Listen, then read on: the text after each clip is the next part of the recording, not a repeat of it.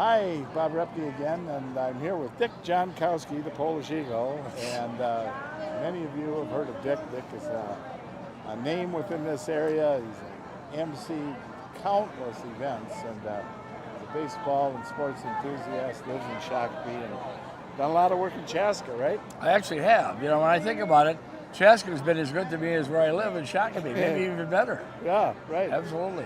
Well, you've been involved in amateur baseball for a long time, right? How far back does it go? Well, my first game I ever did on radio was 1966, but it was at Belle Plaine. Okay. And Shakopee played Perham.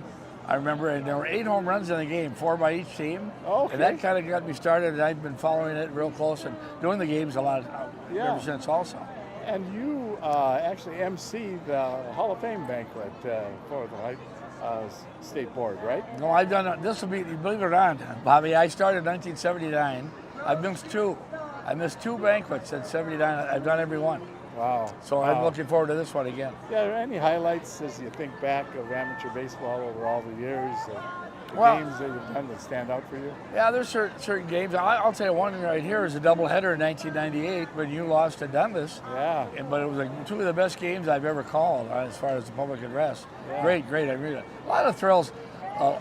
Dale Walter, whenever he gets a hit, I hear about it, even though he's not playing anymore. Yeah, right. You know, they're just funny. The Shakopees had some great thrills over the years when they won the tournament.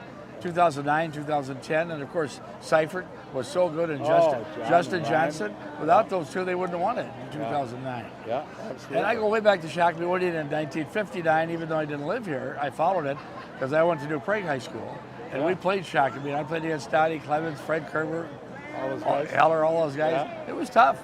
Yeah. But we beat them once in a while, not too often. Oh, it's great baseball, isn't it? Oh, it is. It's fantastic. Just look at the environment here. I mean, the fans that are here and small town baseball. Yeah. I mean, it's just. It brings me. Wonderful. I see people I've already in this tournament. I've seen people I haven't seen in 20 years. Isn't that amazing? It really is. Yeah. It's kind of a thrill. Yeah. Now you've broadcast. I mean, other sports too. You've done a ton of baseball, and you go and do the Roger Maris banquet too in North Dakota. I've done them for 26 years. They don't do it like they did anymore, so I'm not doing it. Okay. They changed the whole thing. But I did it for 26 years. American Legion World Series, announced that for 17. You know, all these different things. Done a lot of football and basketball. ABA, I was with the Muskies and the Pipers. Yeah. What haven't I done? Yeah, I know. Like my son said, if you want your franchise to fail, hire my dad. Yeah. I used to love that. I thought that was great. Yeah. Well, you've done high school broadcasts. I mean, you know, high school games. You did the Hawks games. Oh, Hawks, right. You know, it's fun. Man. Those are thrills back to 82 with Dalkey and Price. Yeah. I won't ever forget that. I cried. I remember the welcome home.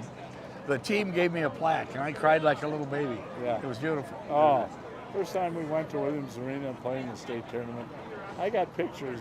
We're wearing cowboy hats and T-shirts. Yeah, that's right. I had one on. Yeah. Oh man, You're absolutely right.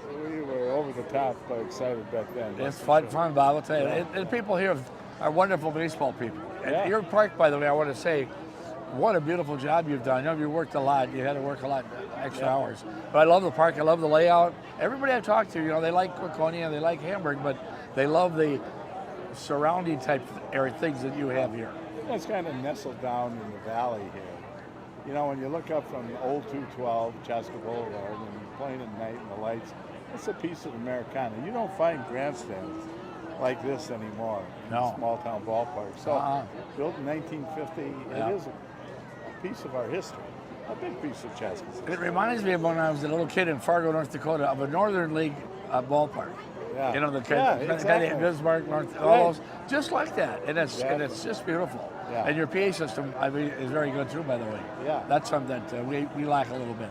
Yeah, and you know, it's there's a commitment to maintain that history and the traditions of Chaska baseball.